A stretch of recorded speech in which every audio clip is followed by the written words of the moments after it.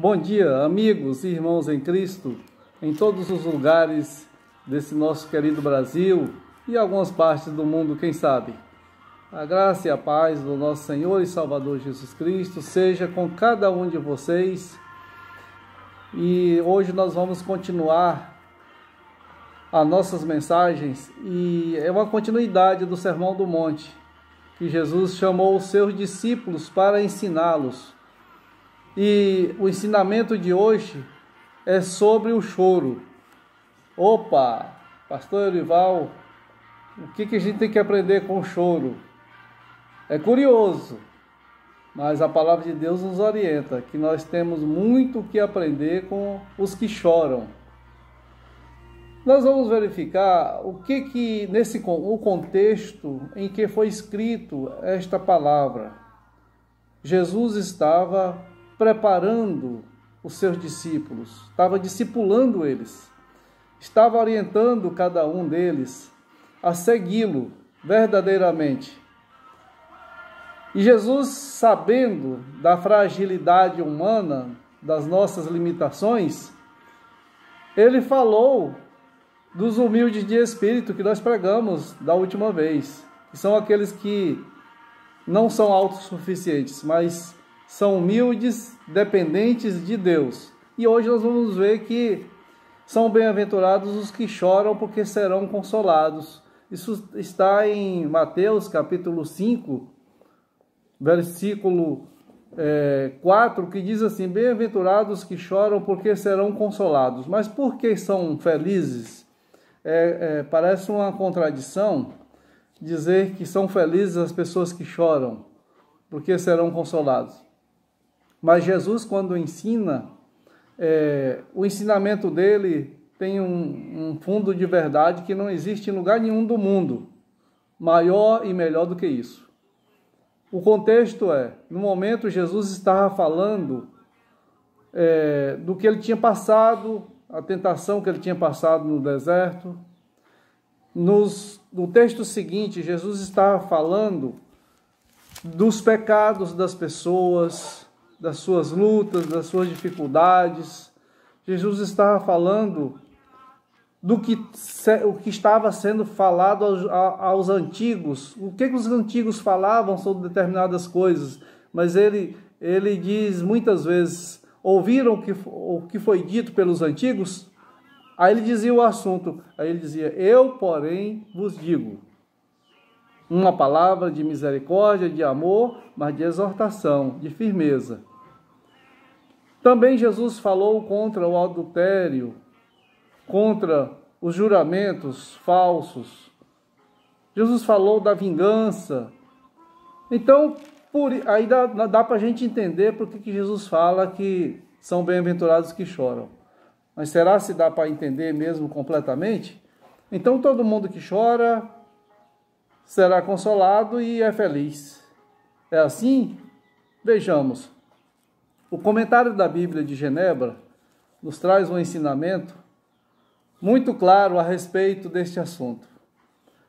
E eu vou ler para vocês aqui o que o comentário nos ajuda a entender. Os grandes teólogos que estudaram muito mais do que eu e muito mais, talvez, do que você, diz assim: os que choram estão chorando por causa do pecado e do mal, especialmente deles mesmos, e também por causa da falha da humanidade em dar glória a Deus apropriadamente. Então começou a clarear agora, não é? É interessante, quando Jesus diz: bem-aventurados que choram por causa dos seus próprios pecados, por causa do mal que impera neste mundo, por causa das aflições, por causa das perturbações, não é? E por aí afora. Então, meus irmãos, quando Jesus prepara os discípulos, ele traz um porto seguro para eles e diz: olha, vocês vão chorar, vocês vão sofrer, vocês vão enfrentar dificuldades, mas vocês são bem-aventurados, porque se vocês chorarem, se não for um sentimento de perda de um parente, de um sofrimento de outra pessoa, mas se for pelos seus próprios pecados, é um choro acolhido também por Jesus e com um acolhimento de consolo. Isso é que nos dá uma alegria grande. Dá alegria na hora do choro, não é a alegria, é ficar zombando dos outros, é sorrindo do mal que os outros estão passando, estão sofrendo. Não, não é assim dessa forma. Estamos felizes porque, ainda que alguém chore pelos seus próprios pecados, isso significa que está havendo arrependimento, que está havendo contrição, o coração está sendo quebrantado. E se o coração está sendo quebrantado, está sendo dado espaço para o Espírito Santo entrar e fazer a obra de dar sabedoria, de dar discernimento, de dar poder, e intrepidez e fortaleza espiritual para enfrentar as fortalezas humanas e as fortalezas do inimigo que se levantam. Que nenhuma fortaleza humana ou do inimigo tem poder contra a Jesus Cristo, contra o nosso Deus Pai, Filho e Espírito Santo. Então, meus amigos e irmãos, bem-aventurados que choram porque serão consolados, mas bem-aventurados que choram principalmente quando eles choram arrependidos dos seus pecados. Choram por causa do mal que está campeando este mundo, os corações, o mal que está arrebatando os corações, não é? E deixando os corações presos. Pessoas que precisam de libertação em várias áreas da vida. Se elas choram, se elas estão arrependidas, ali naquele lugar, naquele choro, tem sinceridade. E Jesus opera na sinceridade, na verdade. Ele entra no coração e produz uma mudança, produz a redenção daquela vida que chora para Deus. Que Deus abençoe a sua vida, meu querido irmão, meu querido amigo, amiga. Que a paz do nosso Senhor e Salvador Jesus Cristo seja sobre a sua vida, da sua família, dos seus familiares. Se há alguma aflição no momento, alguma enfermidade, alguma outra dificuldade em sua vida, nós vamos orar agora. E Deus tem poder para entrar na sua vida e fazer uma mudança.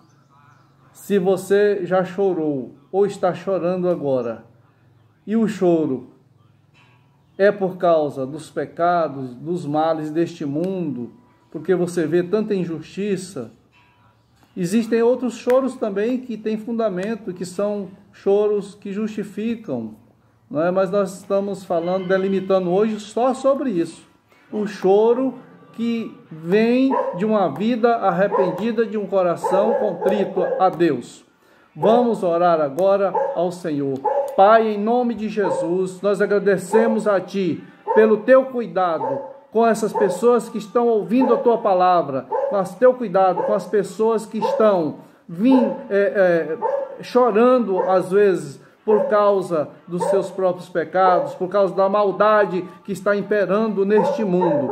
Ó Deus, tenha misericórdia, consola os corações, meu Deus, redime essas pessoas, se elas estiverem precisando de redenção. Assim nós clamamos ao Senhor e agradecemos também pelo Teu poder, pela Tua proteção sobre a vida das pessoas, dos médicos, das autoridades médicas, em todos os níveis, que estão trabalhando para descobrir uma vacina contra esta Covid-19, para tratar as pessoas que estão sendo acometidas dessa enfermidade.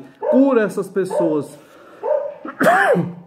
Também, ó Deus, nós suplicamos que o Senhor proteja os médicos, os enfermeiros e todas as pessoas da área médica que estão dando as suas vidas para curar, para tratar outras pessoas com cirurgias, com medicações, com procedimentos médicos os mais diversos possíveis. Obrigado, Pai, porque o Senhor deixou a ciência para que o homem explore, para que o homem aprenda, para que o homem execute, para que seja disponibilizada saúde para as pessoas. Nós oramos a Ti com gratidão em nossos corações, em nome de Jesus.